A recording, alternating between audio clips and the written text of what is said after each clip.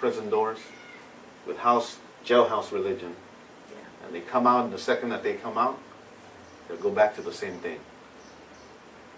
And thank God that God has kept me. And thank God that I've been buried in this. It's no longer I who live, but Christ in me. That's who lives in me. And they get to see that. And I've already invited one of them, very influential person that's on there. And I post scriptures, man. And I'm just, this is me. So I don't have a problem making friends outside of the church. You need to. You want to see this church packed? You need to make friends outside of the church. With your workers, with people in school, in the laundromat, while you're shopping. Make friends.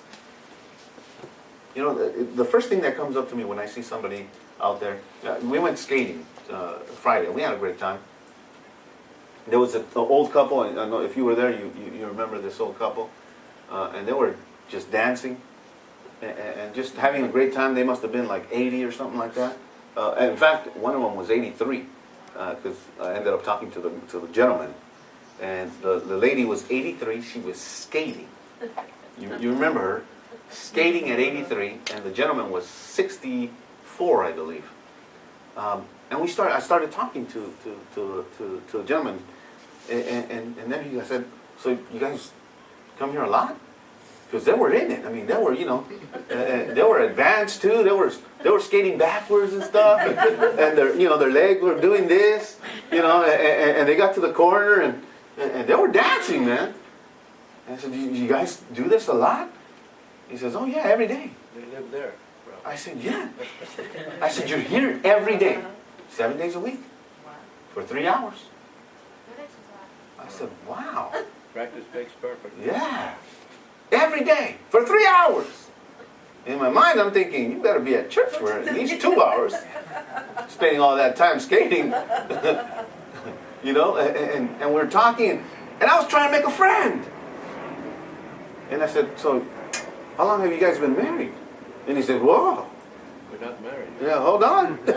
He said, "Hold your horses." Married? Oh no, I gave up on that idea a long time ago. I never make the same mistake once. And it took me a little minute, to get there. I was like, "What?" He said, No, I'm good by myself. I don't like being told what to do. I like getting up and going wherever I want to go. I said, "Wow, so you're not married. So, your friend?" He goes, "Oh yeah, she's married. But her husband is 65 and has all kinds of problems. Can't, so she calls me to go skate." I said, "Okay." And as I'm about to make friends with him, and my whole thing was, I'm going to get you to church. It ain't too late for you yet. That's right. And right as I'm going there, he's like, "I got a joke for you." And I thought, how bad could this joke be?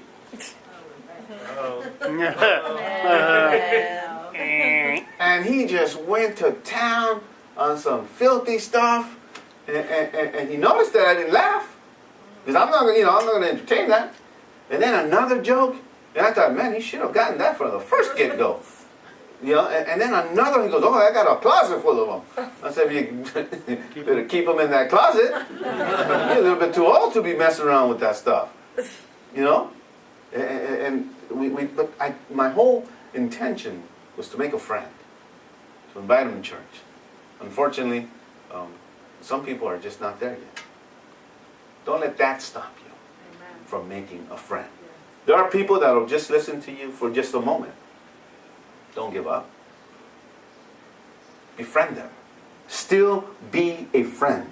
Proverbs 18:24 says this: "A man that hath friends must show himself friendly." You got to show yourself friendly.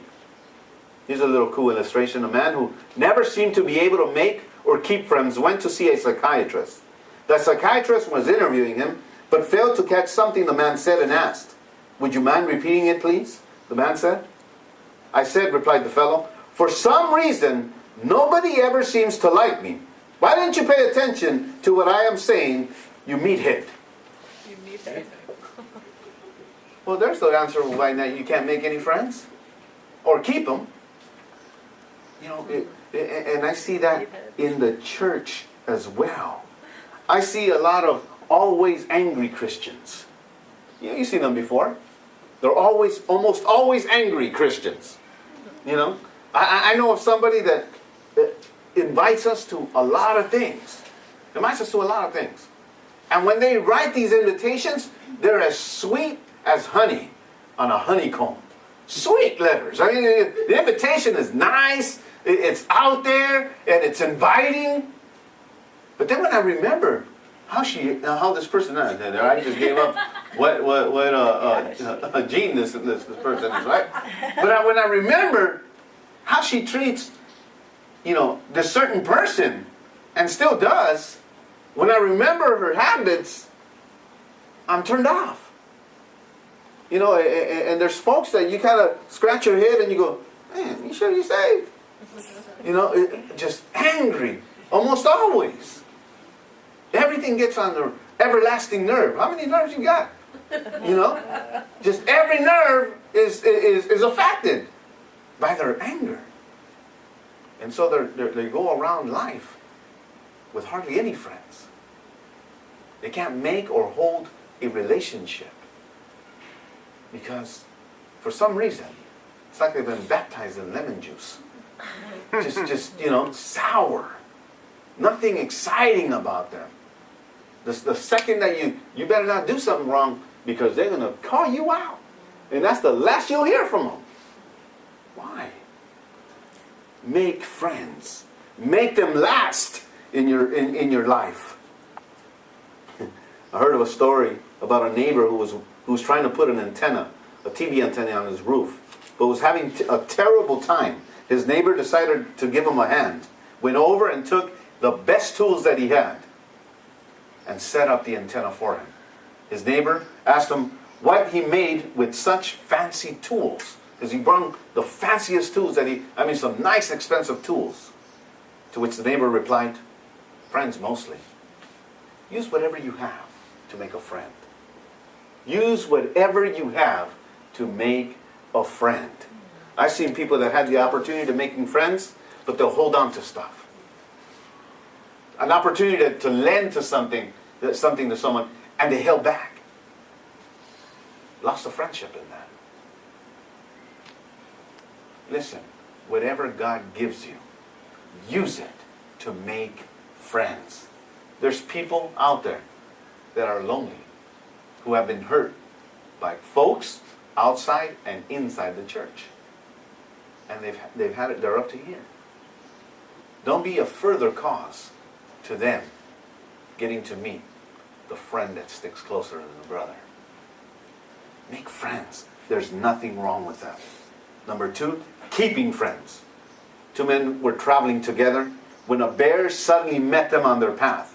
One of them climbed up quickly into a tree and concealed himself in the branches. The other, seeing that he must be attacked, fell flat on the ground. And when the bear came up and felt him with his snout and smelled him all over, he held his breath and gave the appearance of death as much as he could. The bear then soon left him. When he was gone, the other man descended from the tree and asked what it was that the bear had whispered in his ear. He gave me advice, the man said. He gave me advice. He said, never travel with a friend who deserts you at the approach of danger. Be a loyal friend. Be a loyal friend. in the lifestyle that I lived prior to becoming a born-again Christian, you find out true colors in those moments of danger. In those moments of danger, you will find out who is with you. Some of it is just talk, and some of it is downright, they will lay, no better friend than for a man to lay down his life for his friend. Loyalty needs to be inside every single one of us towards our friends. How much more to the friends that we have inside the household of faith. We need to be loyal. And I remember, and I don't know, I was just nuts like that, and I was running the streets, and one time this car just, you're in Los Angeles and you hear, duck, you don't want to be standing. And I remember this car just slammed its brake, doors wide open, and I was at a distance, I was quite a distance there, and one of my guys had a gun pointed at his head, from a